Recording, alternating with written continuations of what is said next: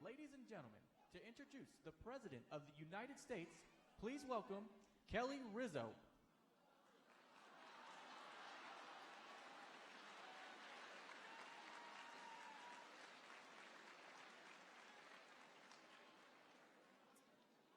Hello and good afternoon. My name is Kelly Rizzo and I live in South Bend. I am the mother of 2 teenage boys, 3 stepchildren, and I have 1 grandson. And like you, I work very hard to take care of my family. Without the HAMP program, I would not be able to make that statement today. It doesn't matter what political party you are, this country is full of hardworking people who sometimes need a little lift to keep moving forward.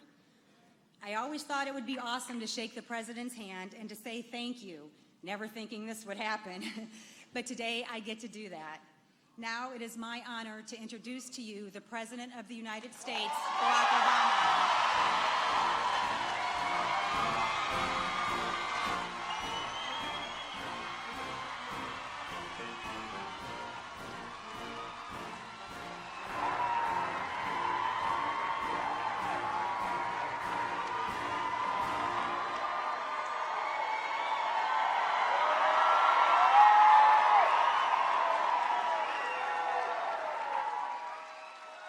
Hello, everybody. Oh, hello, hello. Hello. Can everybody please give Kelly a big round of applause for the great introduction? Oh, it is good to be back in Elkhart. Great to be back at Concord High School. Go Minutemen. I brought a couple of friends with me. Your Senator, Joe Donnelly, is here.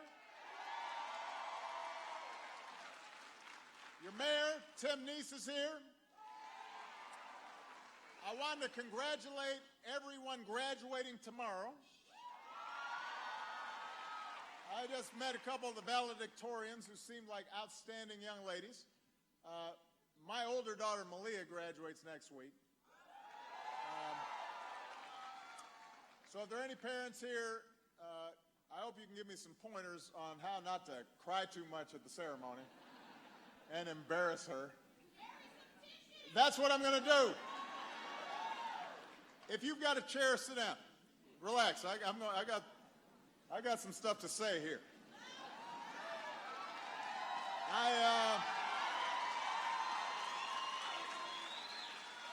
Usual. And no, I can't do that.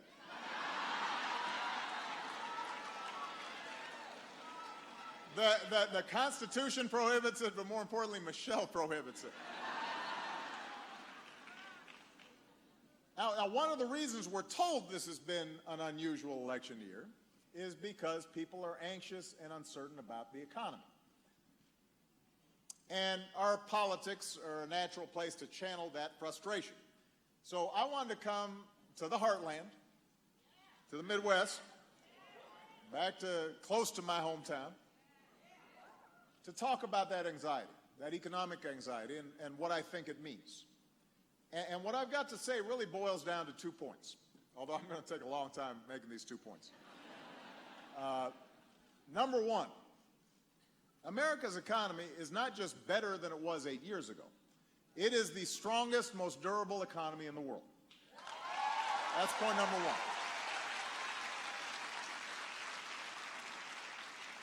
Point number 2, we can make it even stronger and expand opportunity for even more people. But to do that, we have to be honest about what our real challenges are, and we've got to make some smart decisions going forward. Now, Elkhart is a good place to have this conversation because some of you remember this was the first city I visited as president.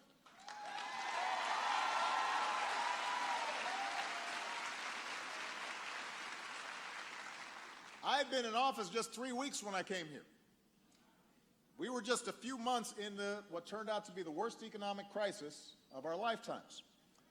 Our businesses were losing 800,000 jobs a month. Our auto industry was about to go under. Our families were losing their savings and their health insurance, And as Kelly pointed out, they were in danger of losing their homes. And Elkhart was hit harder than most. Unemployment here would peak at 19.6%.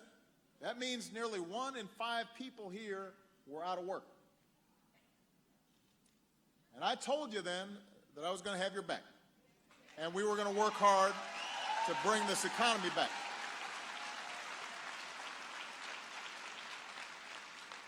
So what's happened since then? Unemployment in Elkhart has fallen to around 4%.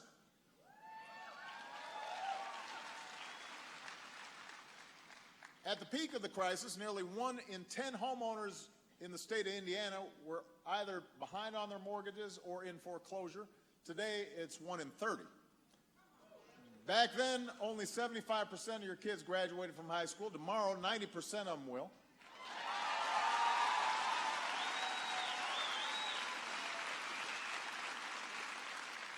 The auto industry just had its best year ever, and the RV capital of the world is doing its part. The industry is set to ship nearly 400,000 RVs this year, which will be an all-time record.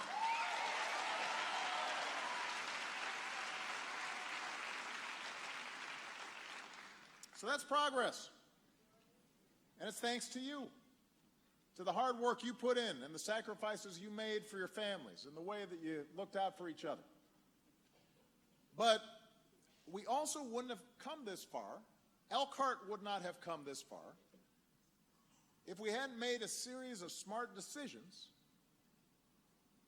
My administration, a cooperative Congress, decisions we made together early on in my administration. We decided to help the auto industry, to restructure, and we helped families refinance their homes. We decided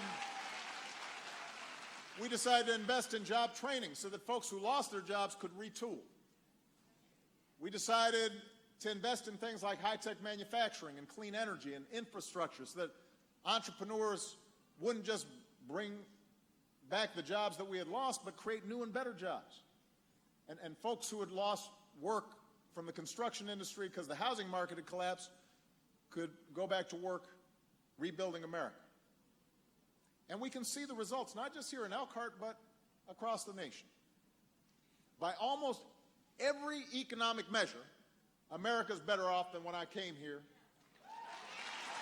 at the beginning of my presidency. That's the truth. That's true.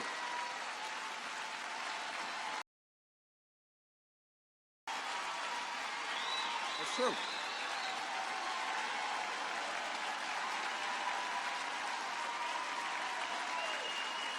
That's true.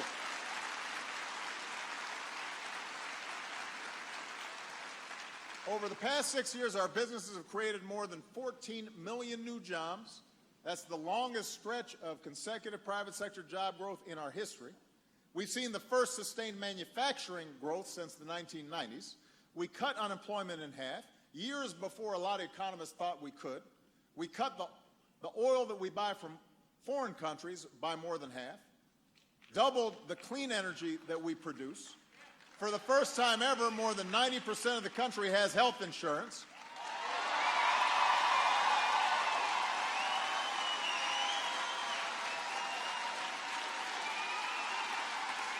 So,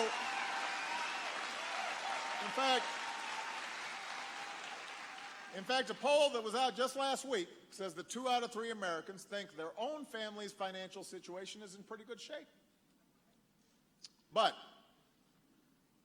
we know a lot of people are still feeling stressed about their economic future. The pundits, they say one of the reasons the Republican Party has picked the candidate that it has, no booing, you know, we're voting, we're not booing.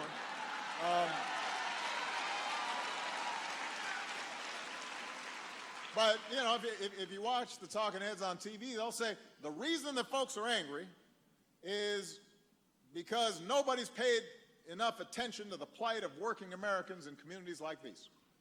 That's what they say. Now, look, I'm the first to admit my presidency hasn't fixed everything.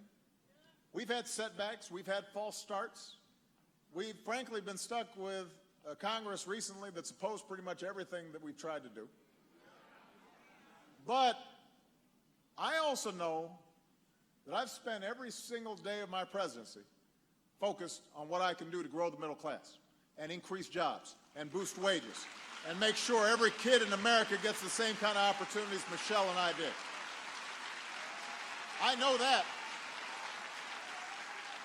I know that communities like Elkhart haven't been forgotten in my White House. And the results prove that our focus has paid off. Elkhart proves it. Now, where we haven't finished the job, where folks have good reason to feel anxious, is addressing some of the longer-term trends in the economy that started long before I was elected that make working families feel less secure. These are trends that have been happening for decades now, and that we've got to do more to reverse. Let me be clear about what those are. Despite the drop in unemployment, wages are still growing too slowly, and that makes it harder to pay for college or save for retirement.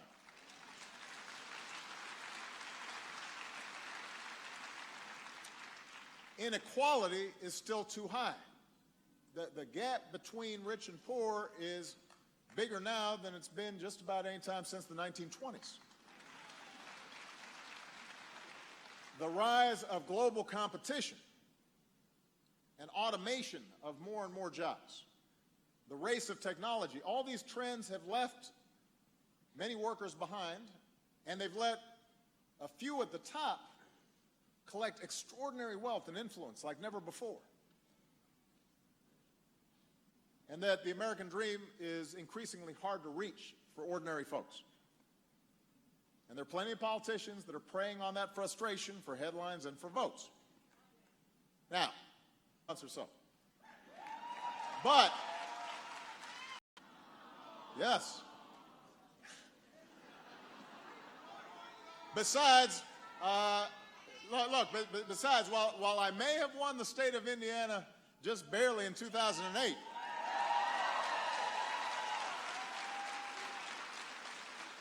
I know I lost the vote in Elkhart.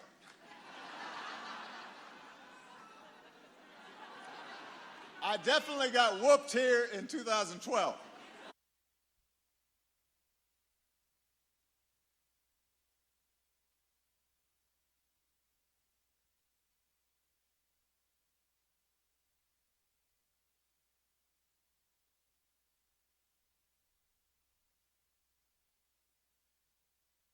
Run by a bunch of left-wing elitists like me. And the government's taking your hard-earned tax dollars, and it's giving them to freeloaders and welfare cheats, and we're strangling business with endless regulations, and this federal government is letting immigrants and foreigners steal whatever jobs Obamacare hasn't killed yet.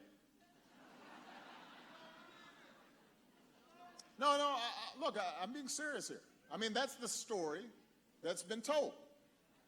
And I haven't, turned on Fox News or listened to conservative talk radio yet today, but I've turned them on enough over these past 7.5 years to know I'm not exaggerating in terms of their story. That's the story they tell. You can hear it from just about every member of Congress on the other side of the aisle. And instead of telling you what they're for, they've defined their economic agenda by what they're against, and that's mainly being against me. And their basic message is anti-government, anti-immigrant, anti-trade, and let's face it, it's anti-change. And look, a lot of people believe it. And if what they were saying were true, I suppose it would make sense to run on a platform of just rolling back everything we've done over these past 7.5 years, and happy days would be here again. If what they were saying was true, then just being against whatever it is that we've done might make sense. You can look it up. These journalists here, they can do some fact checking. as a share of the economy, we spend less on domestic priorities outside of Social Security, Medicare, and Medicaid. We spend less than we did when Ronald Reagan was president. When President Reagan or George W. Bush held this job, our deficits got bigger. When Bill Clinton and I have held this job, deficits have gotten smaller.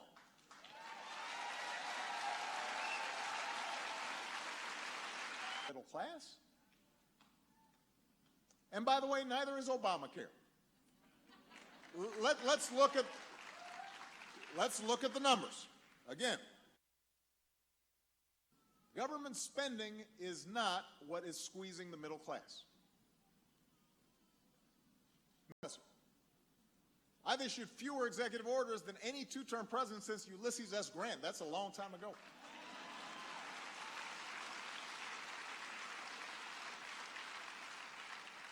The regulations that we have issued, rules to protect our air and our water, rules to keep families from getting cheated when buying a house or investing their savings, those rules have benefited our economy a lot more than they've cost. They've helped families.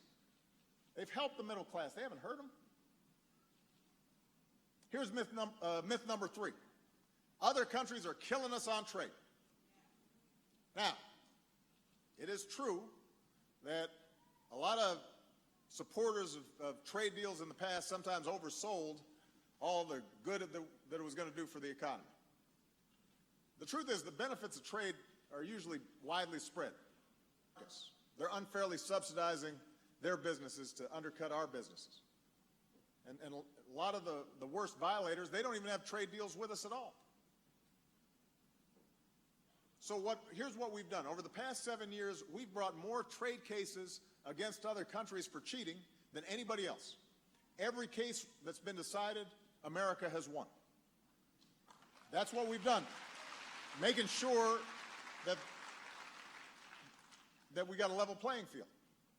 But the truth is, trade has helped our country a lot more than it's hurt us. Exports helped lead us out of the recession. Companies that export pay workers higher wages than folks who don't export.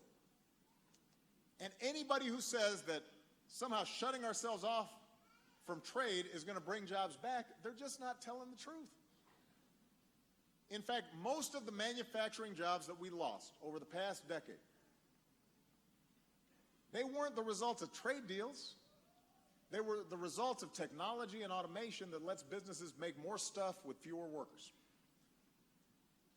If you go into an auto plant these days, used to need several thousand workers. Now they need 1,000 workers to produce the same number of cars. Just because they're robots and they're machines that have replaced a lot of the work. That's true in offices too, by the way. Think about bank tellers last time you dealt with one of those, because now you got ATM machines. So we can't put technology back in a box any more than we can cut ourselves off from the global supply chain. All the RVs that are manufactured right here, I guarantee you some of those parts came from someplace else, and then we sell them back. Here's the 4th myth, that immigrants are taking all of our jobs. Now let's look at the numbers. Right now, the number of people trying to cross our border illegally is near its lowest level in 40 years. It's near its lowest level in 40 years. It's lower than than it was before I came in office. It's lower than during Ronald Reagan's time. It's true that new immigrants sometimes compete for service and construction jobs, but they also start about 30% of all new businesses in America.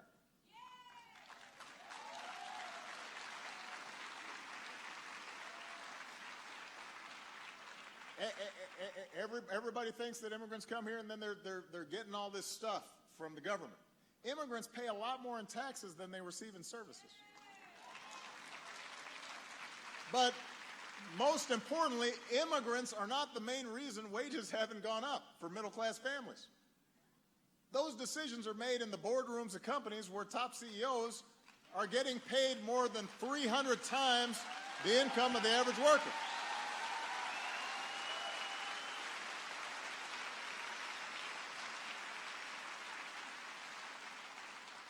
So deporting 11 million immigrants, not only is that a fantasy that would cost taxpayers billions of dollars and tear families apart and just logistically would be impossible.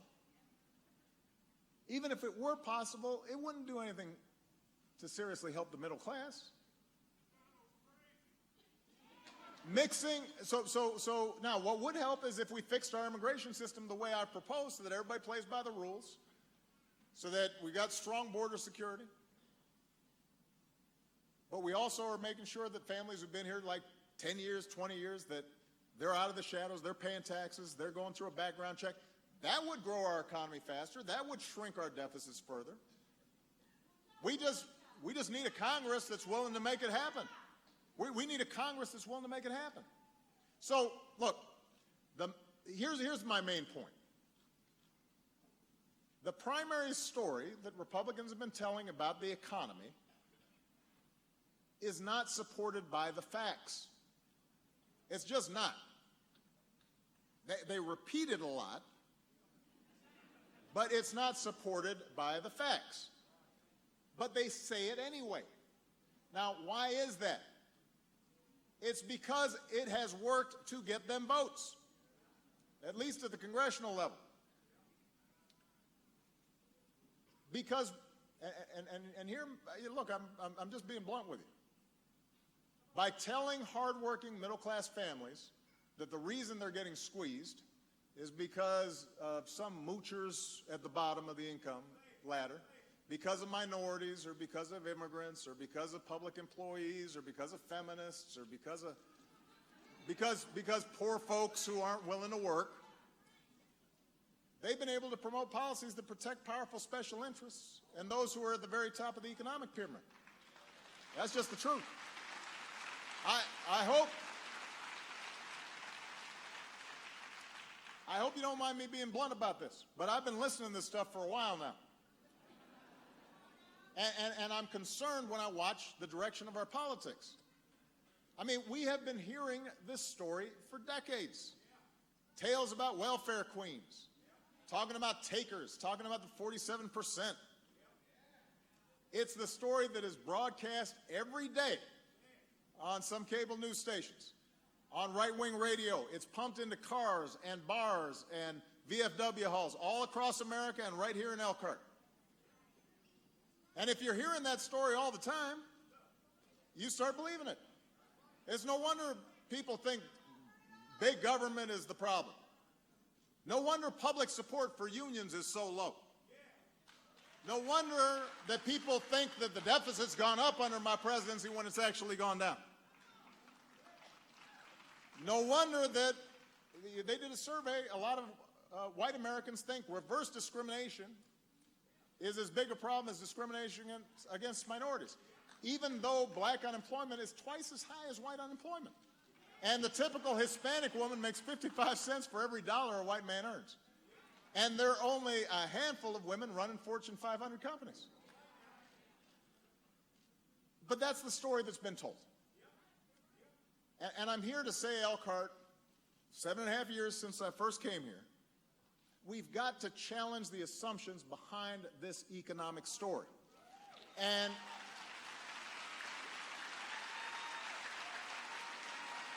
the reason is it has ended up dividing Americans who actually have common economic interests and should be working together for a better deal from the people who serve them. And it's made people cynical about government. And it's kept working families from pushing our political system to actually address our economic challenges in a realistic way. Families of all races and all backgrounds deserve higher wages. Families of all races and all backgrounds deserve quality health care and decent retirement savings. Every child in this country deserves an education that lets them dream bigger than the circumstances in which they're born.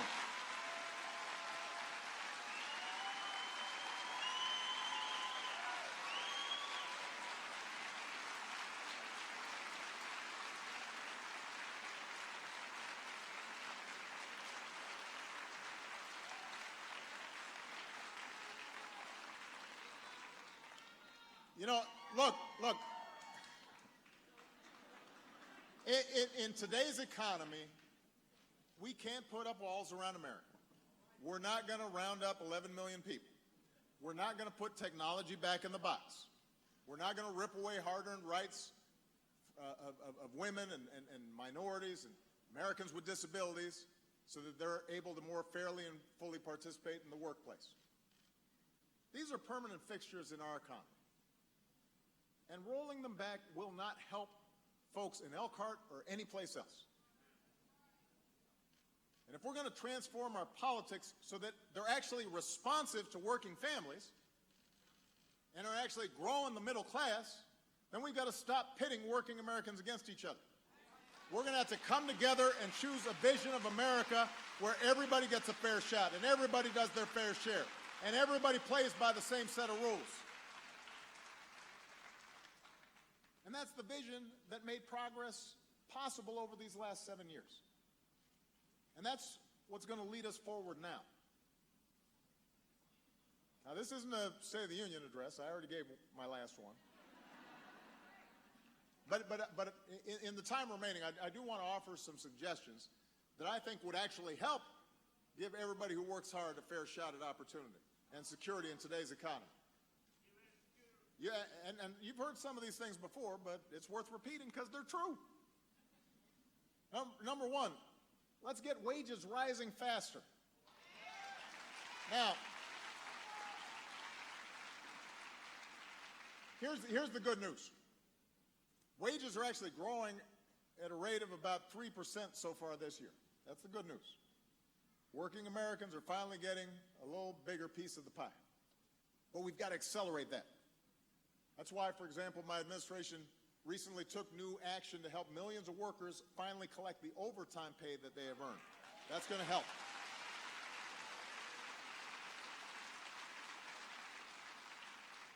But we should also raise the minimum wage high enough so that if somebody's working full-time, they're not living in poverty.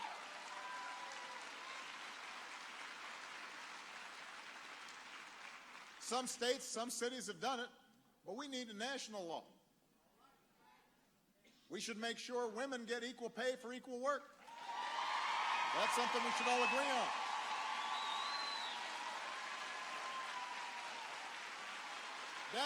That shouldn't be a partisan issue. That shouldn't be a partisan issue. Republicans got daughters too.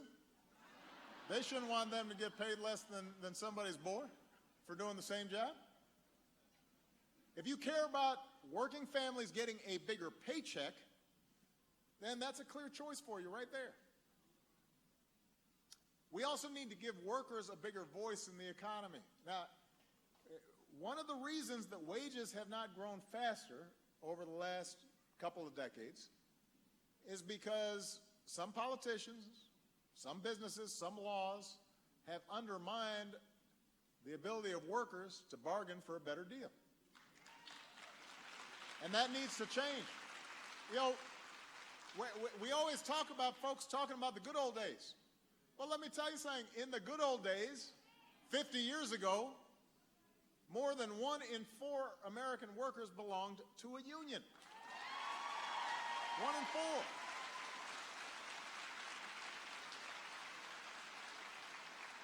4. The reason all those manufacturing jobs that everybody wants to get back, the reason they paid well was because folks were unionized in those plants. And they not only negotiated for good wages, but also good benefits. And they had a pension plan that they could count on. So it used to be 1 in 4 were members of unions. Today it's about 1 in 10. And it's not a coincidence that as union membership shrank, inequality grew, and wages stagnated, and workers got a smaller share.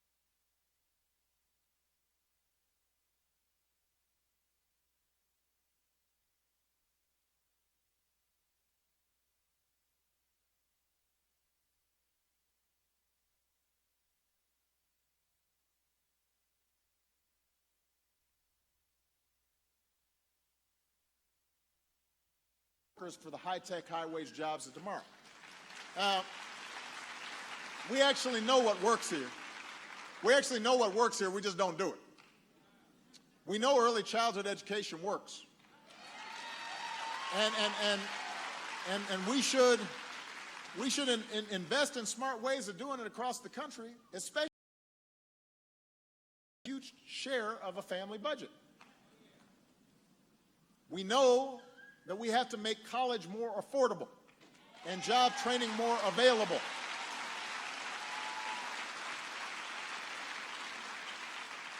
And one way to do that is to provide 2 years of community college for free for every responsible student.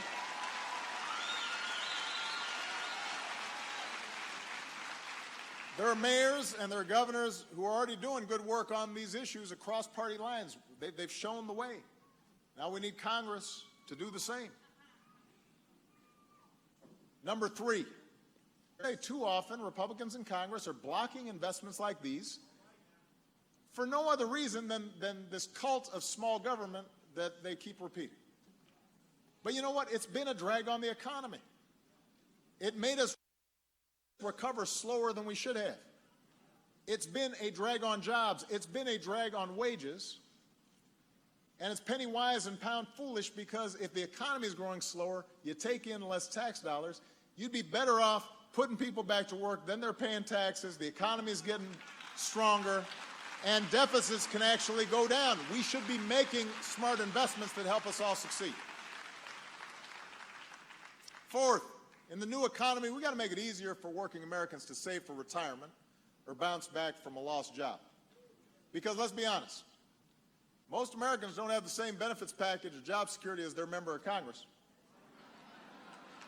I'm just saying, they've got a pretty good deal. That was part of what Obamacare is all about, right? What it did was fill in the gaps so that if you lost your job or you went back to school or you decided to start a new business, you could go and compare and buy quality, affordable coverage and get a tax credit for it. And despite the predictions, it's working.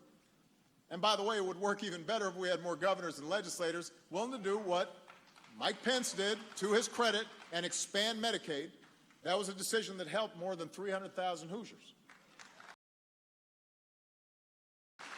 You know, we need fewer folks in Congress who side with the special interests. We need more who are willing to work with us to lower health care costs. Give us the funding we need to fight public health challenges like Zika and the opioid epidemic. Joe Donnelly's working on that diligently. You know? So those are things we could get done that would relieve a lot of worry for a lot of families. And then we have to tackle retirement security. That's something that keeps a lot of people up at night. That's why we've taken actions already to make it easier for more workers to save through their jobs, to make sure that when you do save, you're getting advice that's not in Wall Street's best interest, but in your best interest. But look, let's face it, a lot of Americans don't have retirement savings. Even if they've got an account set up, they just don't have enough money at the end of the month to save as much as they'd like because they're just barely paying the bills. Fewer and fewer people have pensions they can really count on, which is why Social Security is more important than ever. We can't afford to weaken Social Security. We should be strengthening Social Security. And not only do we need to strengthen its long-term health, it's time we finally made Social Security more generous and increased its benefits so that today's retirees and future generations get the dignified retirement that they've earned.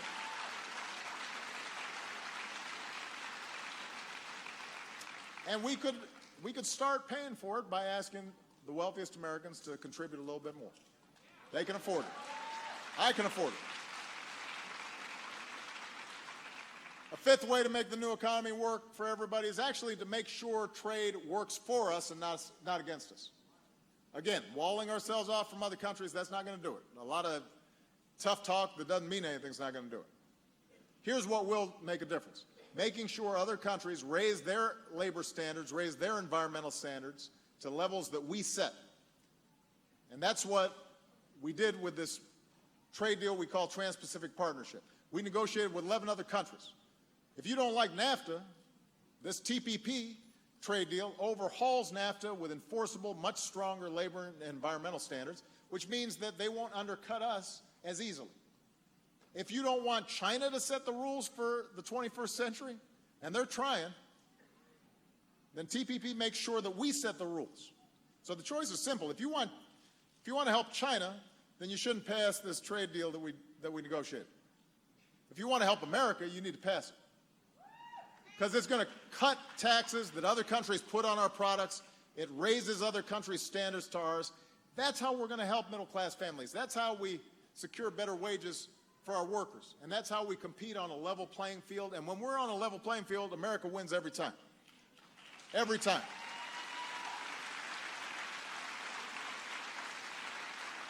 I'm going to make one last suggestion, and that is making sure the economy works for everybody by strengthening and not working with a lot of members of Congress on the other side of the aisle. They have teamed up to try to roll back these rules every single year. Every year, they've been trying to roll them back. And the Republican nominee for president has already said he'd dismantle all these rules that we passed. That is crazy. Have we, no, look, I mean, sometimes, I'll be honest with you, sometimes I just don't get it. How it is that somebody could propose that we weaken regulations on Wall Street. Have we really forgotten what just happened 8 years ago? It hasn't been that long ago. And because of their reckless behavior, you got hurt. And the notion that you would vote for anybody who would now allow them to go back to doing the same stuff back makes no sense. I don't care whether you're a Republican or a Democrat or an independent. Why would you do that?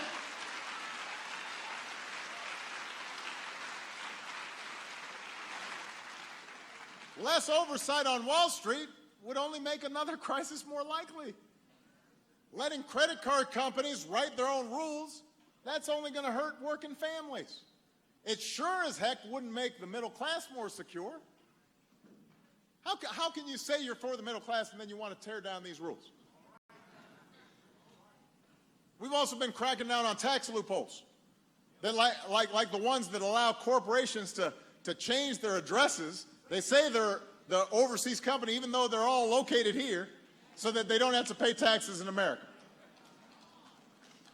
We've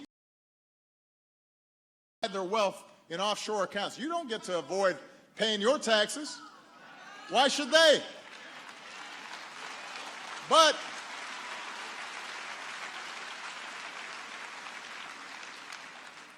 I got to say, the folks on the other side of the aisle have opposed our efforts to close these loopholes. How do they explain it? When big corporations and wealthy individuals don't pay their fair share of taxes, and by the way, a lot of people do, so I'm not painting broad brush here, but there are a lot of folks who don't. When they don't pay their fair share of taxes, it means either you're paying more, or it means we don't have enough revenue to support things like rebuilding our roads or funding our public universities, which means tuition goes up, and then you're trying to figure out how to pay for your kids' college education. We should have closed these loopholes a long time ago, and Lord knows I have tried every year in my budget. We should have used some of the savings that we get from them paying their fair share to give tax breaks that would actually help working families pay for child care, or would help you send your kids to college, or would help you save for retirement. The point is, if we want a strong middle class, our tax code should reflect that. My first term, we cut taxes by $3,600 for the typical middle-class family. Middle-class families have paid lower federal income tax rates during my presidency than during any other time since the 1950s. That's this big spending, liberal, tax and spend Democrat. That's the truth. Look it up.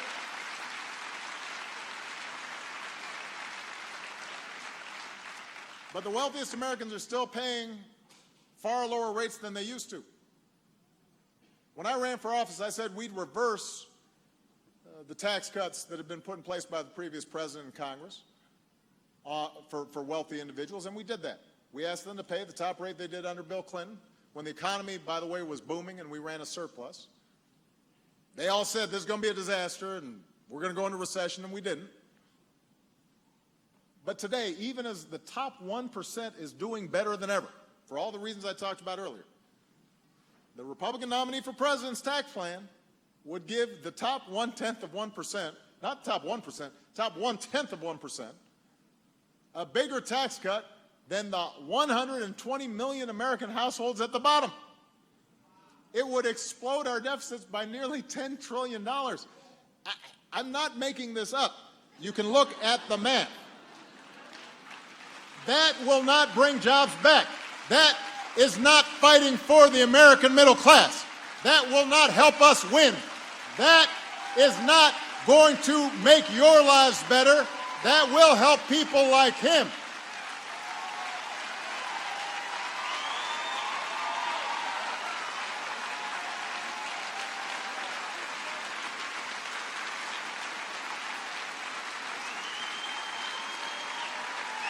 That's the truth.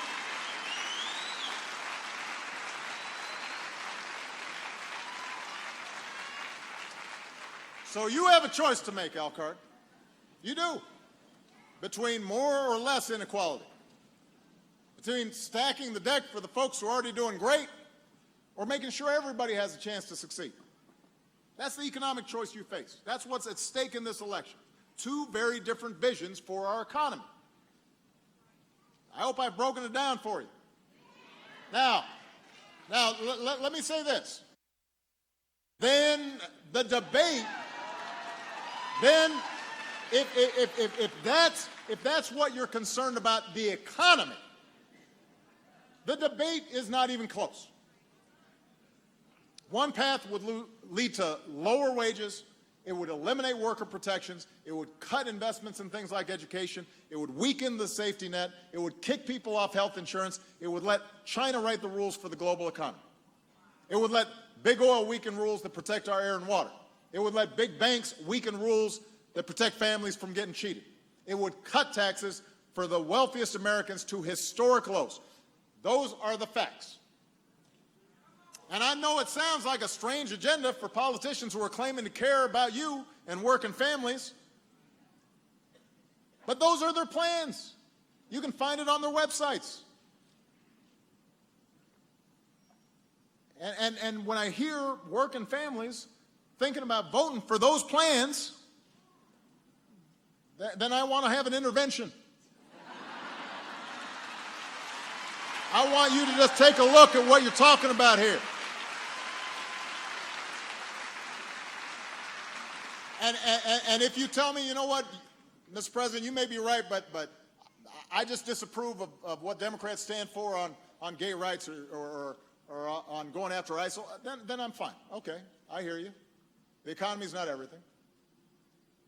If you tell me, you know what, you may be right, but I just believe as a matter of principle that government should be small and the wealthy, they work harder than everybody else, and they should be able to keep what they got. All right, well, you're making a philosophical argument. I got you. But don't think that actually this agenda is going to help you. It's not designed to help you. And the evidence of the last 30 years, not to mention common sense, should tell you that their answers to our challenges are no answers at all.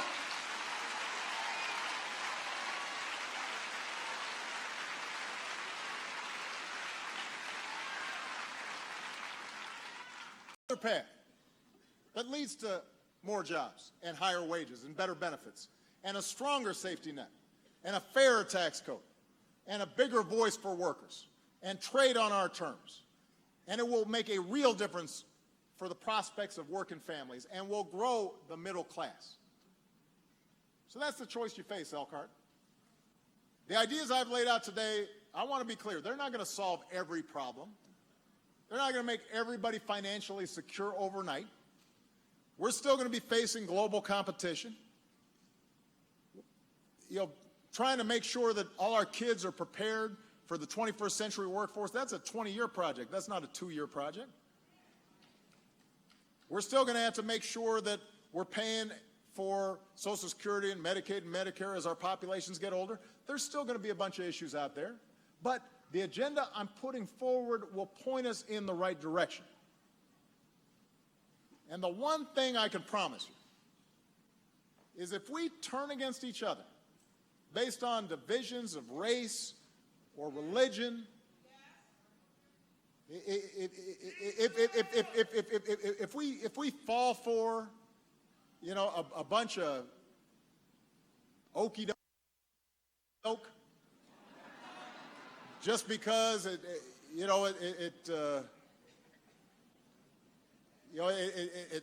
sounds funny or the tweets are provocative, then we're not going to build on the progress that we've started.